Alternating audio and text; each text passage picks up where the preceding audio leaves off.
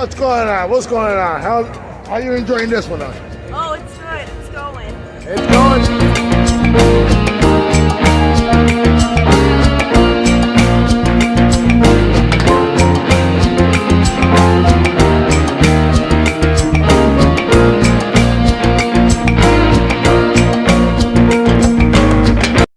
Well, guys, we're over here at Badfish, and we have this gentleman here, the king of all the aquascaping here. And all these things that you see, he's going to tell us more about the plants that he's using for his scape.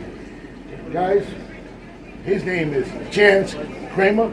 Kramer, tell us what we have here, what kind of plants do we have, and what's the best plants that you don't need CO2 and some of the plants that you don't need too much light on. Alright, so I guess we'll start there. We'll start with the CO2.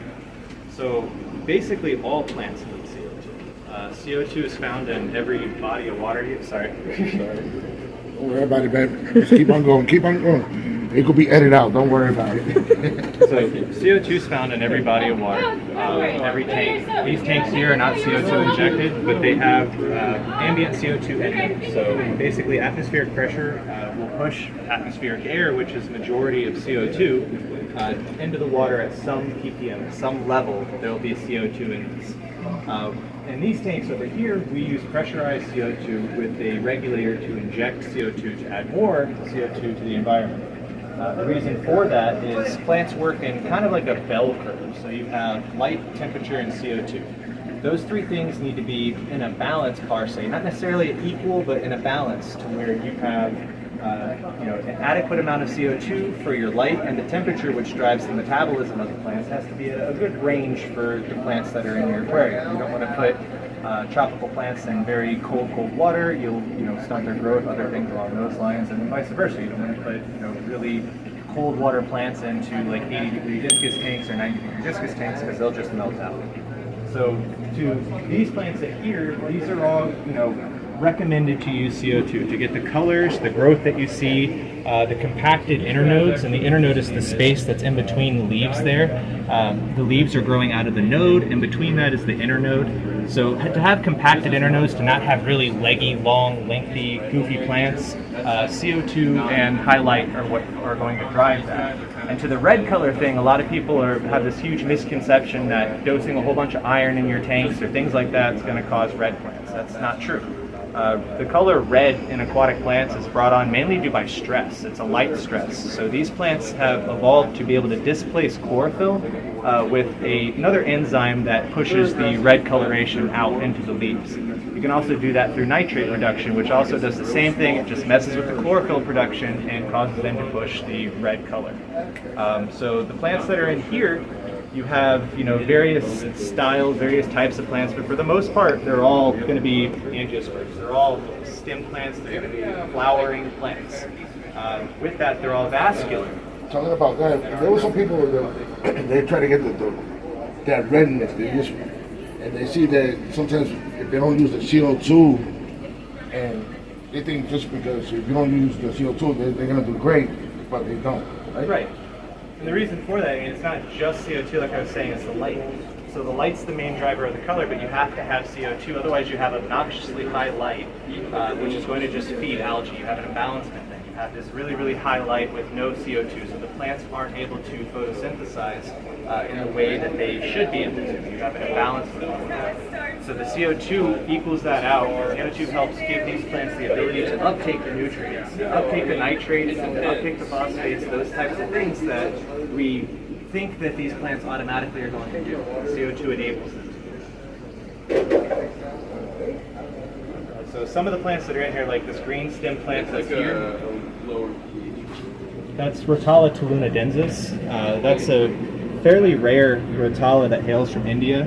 For a while, a lot of people couldn't get it to grow in an aquarium, and the main reason for that was low or inadequate or fluctuating CO2 levels.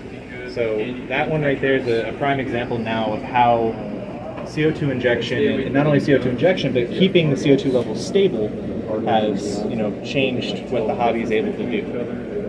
So I mean, even throwing CO2 on a low light aquarium, on something that you're not looking to blast or get a lot of color for, you're still doing justice to the plants. You're still giving the plants what they need. You're still allowing them to uptake more nutrients. You're not solely saying, I'm putting this plant in here to clean my aquarium, because that's not how it works. They have to be fed too.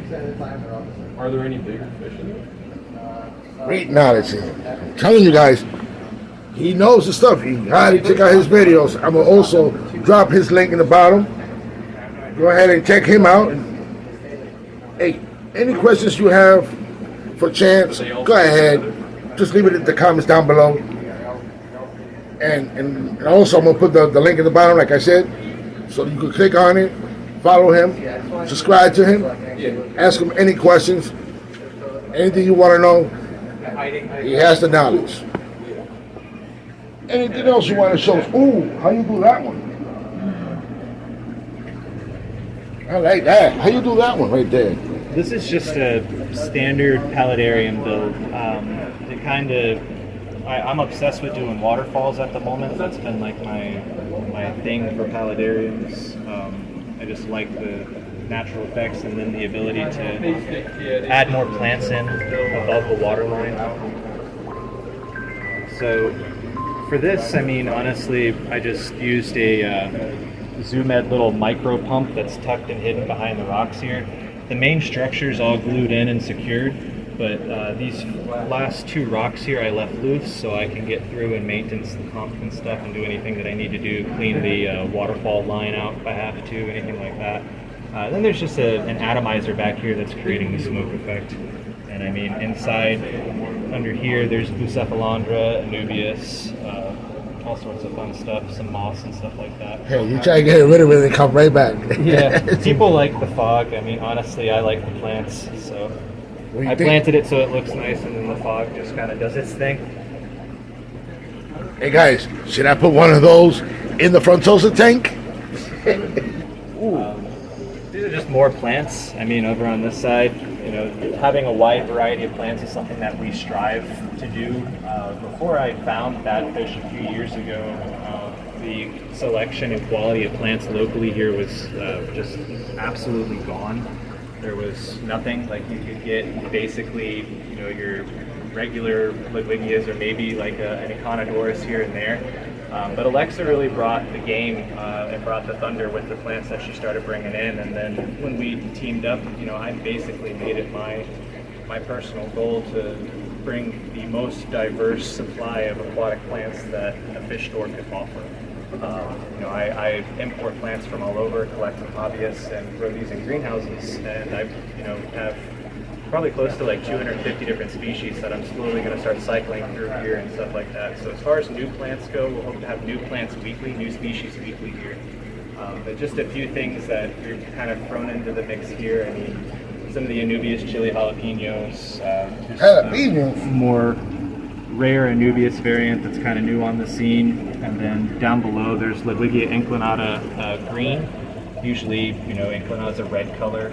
This is a green variant that's fairly new onto the scene, which is kind of cool. Stays green even in high light, which for Dutch aquascapers or any kind of aquascaping, any plant that stays green in high light is gold. So it grows vertical too, very nice. And then this plant here is Vallisneria triptera. It is an awesome val from Australia. It is probably one of the most unique Vallisneria in the whole genus. It adds such a cool flair to any tank. Vertical growing val. It does send runners, but at a more controlled rate than most Vallisneria, which is nice. The knowledge that you have.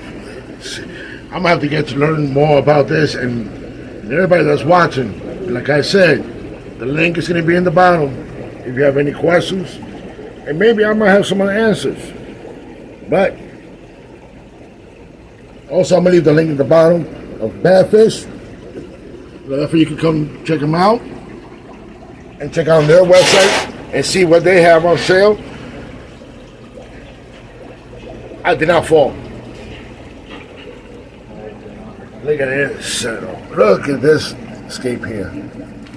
That's just a simple stump thrown in with some rocks. I wouldn't call it escape. Yeah, but to some people, for the newbies, so they could learn them. So they can start off that way to compare to this one.